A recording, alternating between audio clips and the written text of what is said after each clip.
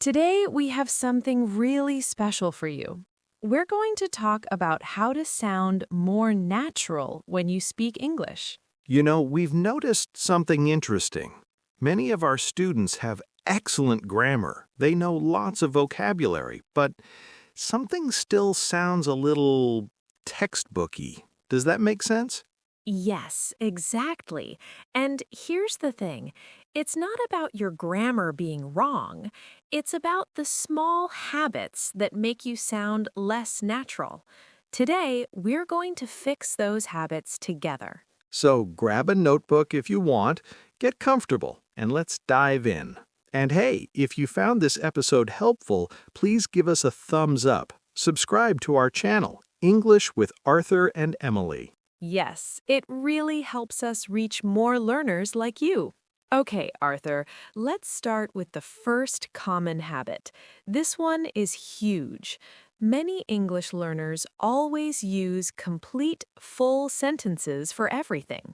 Right. And listen, that's not wrong grammatically, but native speakers, we use short responses all the time. Let me give you an example. Emily, did you have coffee this morning? Yes, I drank coffee this morning at 8 a.m. See? That sounds very formal, very textbook. What would a native speaker say? Yeah, I did. Or just, yep, or totally. Exactly. We don't need to repeat everything in a full sentence. Here's another example. If someone asks, "Are you coming to the party tonight?" a non-native speaker might say, "Yes, I am coming to the party tonight."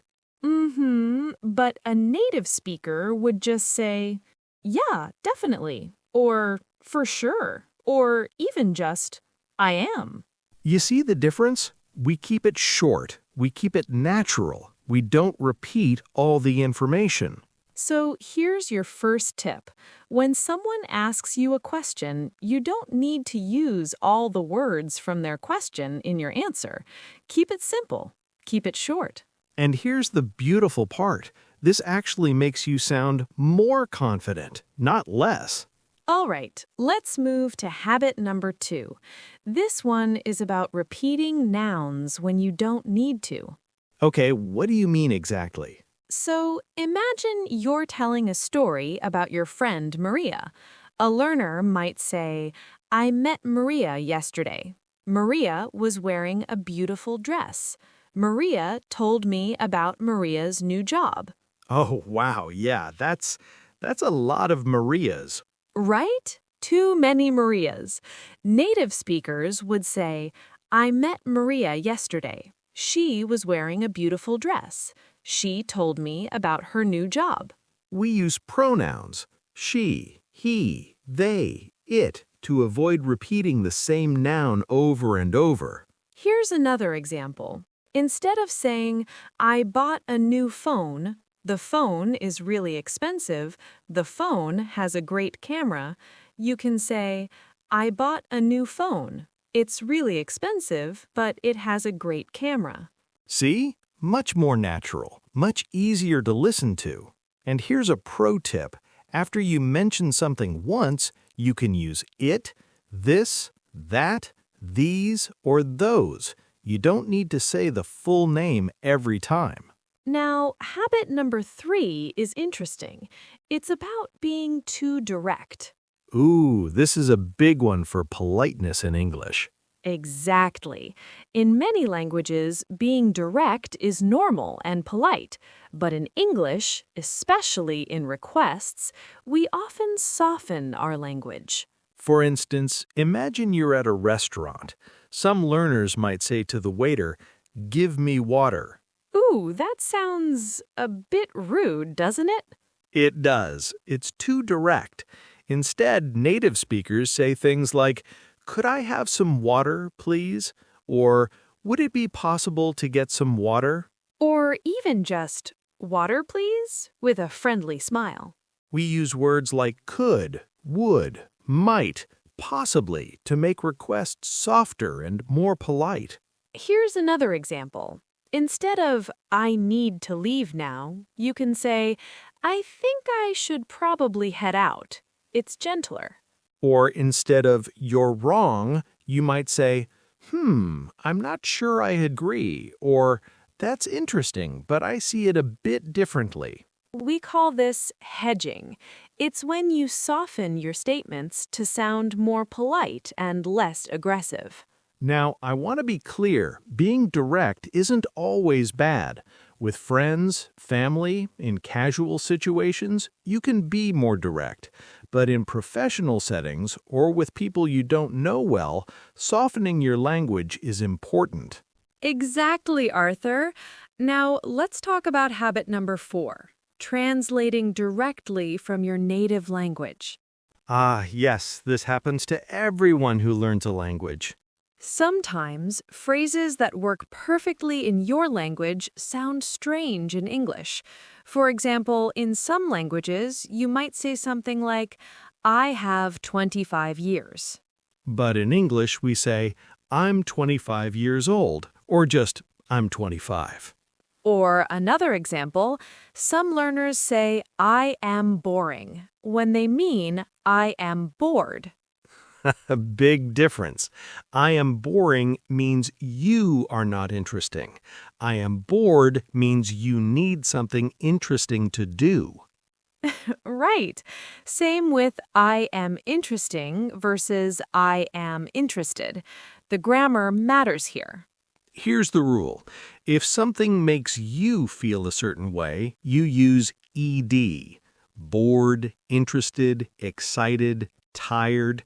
But if you make others feel that way, you use ing. Boring, interesting, exciting, tiring. So, the movie was boring, so I felt bored. Or the lesson was interesting, so I was interested. The best way to avoid direct translation problems? Read more, listen more, and notice how native speakers actually use phrases. Don't just translate word by word. All right, number 5. This is about knowing when to be formal and when to be casual. Yes, many learners sound like they're writing an essay when they're just chatting with friends. For instance, if a friend asks, How was your weekend? Some learners might say, It was satisfactory. I completed several tasks and obtained adequate rest. That sounds like a robot, or like you're reporting to your boss. Right? Instead, you just say, It was good. I got a bunch of stuff done and relaxed a lot. In casual conversation, we use contractions. I'm, your, it's, they've, we'll. We don't say I am, you are, it is, unless we want to emphasize something. And we use informal words like gonna instead of going to, wanna instead of want to, kinda instead of kind of. Now, these are spoken forms. In formal writing, you'd still write everything out properly, but when speaking casually, use contractions. Also, phrases like got, stuff, things, a bunch of, these are super common in casual English. Don't be afraid to use them. Okay, last habit, number 6. This one might surprise you. Many learners try to speak perfectly without any pauses or ums or uhs. Yes, and while it's good to speak clearly, native speakers actually use a lot of fillers. Fillers are words like well, you know, I mean, like, so, actually. For instance, so I was thinking, we could maybe go to that new restaurant, the one on Main Street? That sounds natural. If you said, "I was thinking we could go to that new restaurant on Main Street," with no pauses, it sounds rehearsed. Right? Like you prepared it beforehand. Don't overuse fillers, of course, but a few here and there, totally normal and natural. Also, it's okay to pause and think. You don't have to speak at super speed. Take your time, use natural pauses, and you'll sound more fluent, not less. Wow, we covered a lot today. Let's do a quick recap, Arthur. Sure. So, to sound more natural in English. Number 1, don't always use complete full sentences. Short responses are perfectly fine. Number 2, use pronouns instead of repeating the same noun over and over. Number 3, soften your language, especially with requests. Don't be too direct. Number 4, avoid translating directly from your language. Learn English phrases as they're actually used.